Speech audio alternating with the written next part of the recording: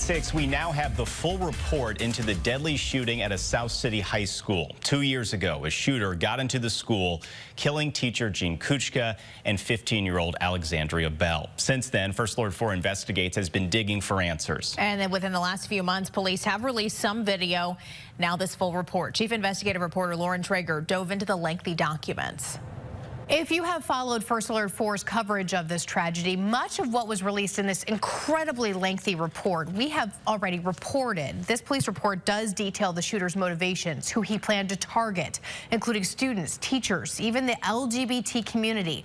The victim's family members previously telling us they're hoping what can be learned from the release of these records will help prevent another mass shooting. We can't change what happened, but we can try and do everything we can to stop it from happening again. Videos and records provided to First Alert 4 Investigates previously outlined the chilling movements of Orlando Harris as he arrived at CVPA on October 24, 2022, and stalked through the school. Is the suspect still in the gym? Is they still moving around? Has anyone been hit?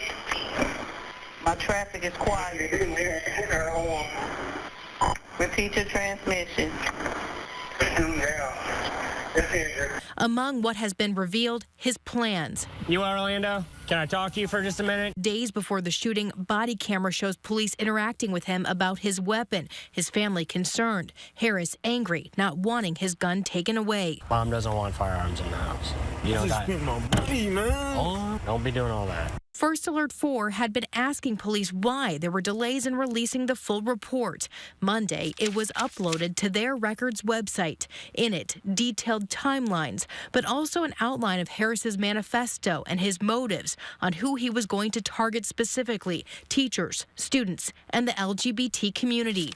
First Alert 4 Investigates has had a copy of Harris's actual writings, which had included schematics of the building, a plan to take the lives of his own family in a fire, and a countdown to the actual day.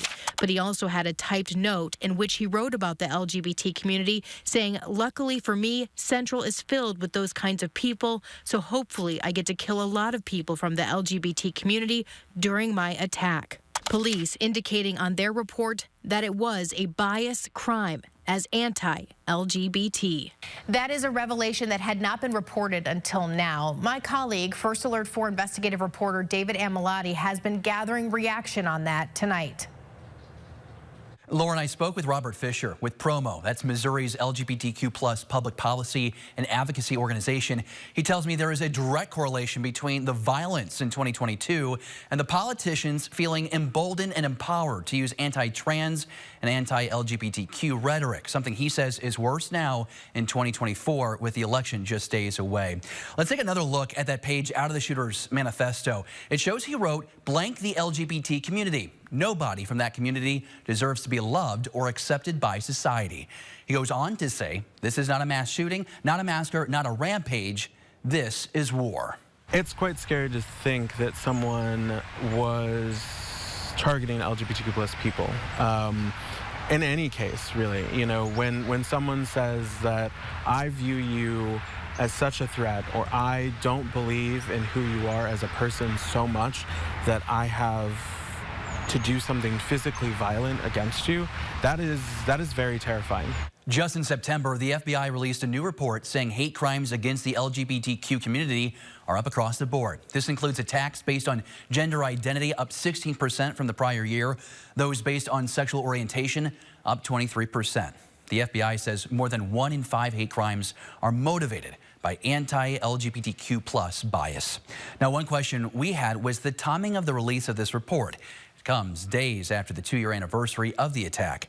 St. Louis police tells me the report could have been released as much as a month ago, but there were issues concealing people's private information, delaying that release until today.